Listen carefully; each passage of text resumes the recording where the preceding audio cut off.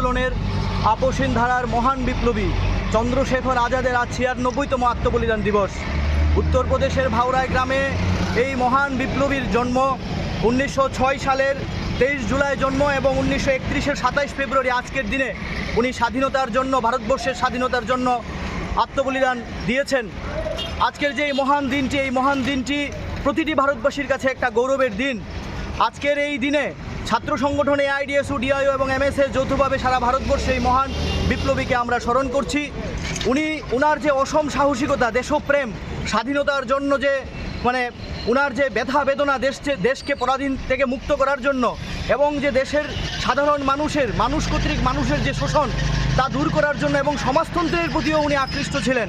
এবং আপনারা জানেন হিন্দুস্তান সোশ্যালিস্ট রিপাবলিকান অ্যাসোসিয়েশনের উনি চিফ ছিলেন। ভগৎ সিং যখন জেলে ছিল তখন ভগৎ সিংকে জেল থেকে মুক্তি করার জন্য উনার বলিষ্ঠভাবে ভগৎ সিংকে বলেছিলেন যে তুমি আমাদের দেশের জন্য দরকার। এই অসম সাহসিকতা নিয়ে উনি সেই সময় দেশের বিপ্লবী আন্দোলন পরিচালনা করেছিলেন। এবং কাকুরি ষড়যন্ত্র মামলায় যে উনাকে ধরা হয়েছিল, এই যে স্বাধীনতা আন্দোলনে সেই সময় অর্থের প্রয়োজন ছিল, অস্ত্রশস্ত্রের প্রয়োজন ছিল, এই যে উনার নেতৃত্বে সেই দিন স্বাধীনতা আন্দোলনে অস্ত্রশস্ত্র এবং অর্থ যে যোগান উনি খুব গর্বের সাথে, সাহসিকতার সাথে উনি এই যোগান দিয়েছিলেন। এবং তার যে দেশপ্রেম, আজ আমরা দেখছি যে বিপ্লবী চন্দ্রশেখর আজাদের যে জীবন কাহিনী সহ আমাদের দেশের বরেণ্য মনীষীদের জীবন কাহিনী কিন্তু আজকে পাঠ্যপুস্তকে নেই। মাত্র ১৫ বছর বয়সে চন্দ্রশেখর আজাদকে জিজ্ঞেস করেছিল যে তোমার নাম কি? বলেছিল আজাদ। বলেছিল বাবার নাম কি? বলেছিল স্বাধীনতা। বাড়ি কোথায়? বলছিল জেলখানা। কী রকম সাহসিকতা নিয়ে মাত্র ১৫ বছর বয়সে অসহযোগ আন্দোলনের নেতৃত্ব চলাকালীন যে প্রশ্ন করেছিল সেই প্রশ্নের উত্তর এরকম দিয়েছিল। এবং তিনি বলেছিলেন আমি আজাদ হয়েই থাকবো। ফলে এই যে দেশপ্রেম, উনার যে সাহসিকতা আজকে দেখুন পাঠ্যপুস্তকে না থাকার ফলে আমাদের দেশের প্রকৃত ইতিহাস আজকে নতুন প্রজন্মের ছেলেমেয়েরা আজকে জানছে না। তাই আমরা বিপ্লবী ছাত্র সংগঠন এআইডিএসইউর পক্ষ থেকে আমরা দাবি জানাচ্ছি যে আমাদের দেশের সমস্ত আপসহীন ধারার সমস্ত বিপ্লবীদের জীবন কাহিনী পাঠ্যপুস্তকে অন্তর্ভুক্ত করতে হবে।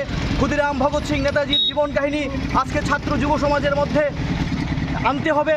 এবং দেশের মধ্যে আজকে যে চূড়ান্ত যুব সমাজকে নষ্ট করার জন্য, ছাত্র সমাজকে নষ্ট করার জন্য যে মদ, ড্রাগ, নেশায় আজকে ছাত্র সমাজকে ভাসিয়ে দেওয়া হচ্ছে, তার থেকে যদি সত্যিকারের আওয়াজ তুলতে হয়, যদি মেরুদণ্ড সোজা করে মানুষের মতো মানুষ হয়ে সামনে অন্যায়ের প্রতিবাদ করতে হয়, তাহলে এই ক্ষুদিরাম, ভগৎ সিং, চন্দ্রশেখর আজাদের জীবন কাহিনী নিয়েই আজকে ছাত্র যুব সমাজে এগিয়ে যেতে হবে।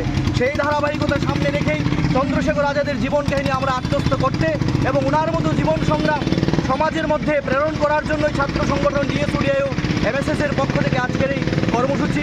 আমরা এই কর্মসূচির মাধ্যমে আমরা চন্দ্রশেখর আজাদের বেজ আমরা সমস্ত জনসাধারণের মধ্যে পড়িয়ে দেব। আমরা চাই আজকের দিনে সবাই চন্দ্রশেখর আজাদের যে জীবন সংগ্রাম সেটা আত্মস্থ করুক, তার সম্পর্কে জানুক, এই আকাঙ্ক্ষা রেখেই আজকে আমাদের এই কর্মসূচি।